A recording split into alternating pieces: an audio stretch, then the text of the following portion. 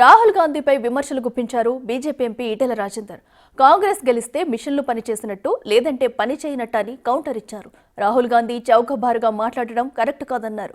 దేశ భద్రతకు కూడా ఇది మంచిది కాదన్నారు ఈటెల. పూర్తిగా రాహుల్ గాంధీ గారికి కాంగ్రెస్ పార్టీ అడుగుతారు, నీవు గెలిచిన తెలంగాణ ప్రభుత్వం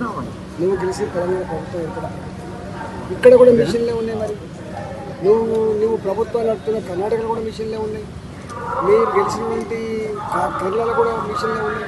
అంటే నీవు గెలిస్తేనేమో మిషన్లు పనిచేసినట్టు, ఎలక్షన్ కమిషన్ పనిచేసినట్టు, నువ్వు ఓడిపోతేనేమో ఎలక్షన్ కమిషన్ పనిచేయనట్టు, ఓటొచ్చి జరిగినట్టు.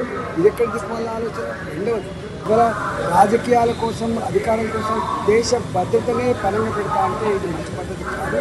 ఇవాళ ఇలాంటి చౌకబారు ఆరోపణలు మంచిది కాదు.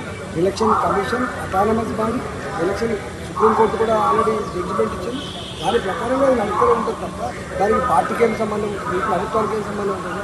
ఈ మాత్రం అవగాహన లేకపోతే ఎట్లా?